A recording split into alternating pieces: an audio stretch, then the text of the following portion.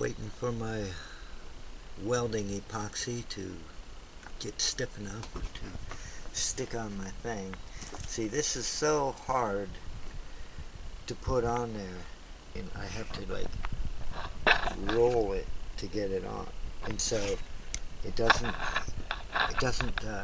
spread that epoxy right. But last time I had JB Quick, and it makes for the the stuff ain't hard, it's kind of squishy, so I think that might have been my problem. This will get hard.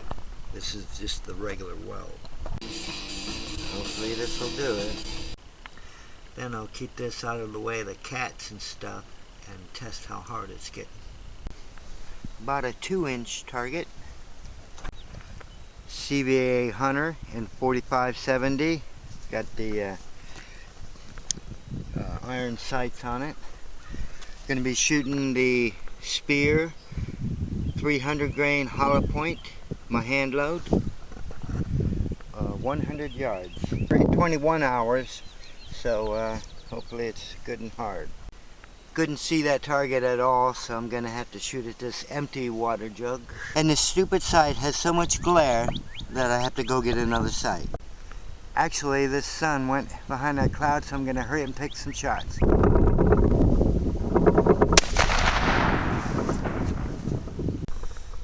Went a lot higher, so I'm gonna come down with the sight and try again. Okay, I came down and also a little bit left. Got it. Kicked it way back here. Good center hole.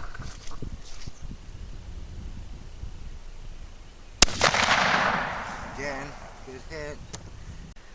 Yeah, it shot up like 10 yards in the air and then landed back here. Is it. I hit the mud under it and it really tore the ground up. Sheesh, there was no water in there.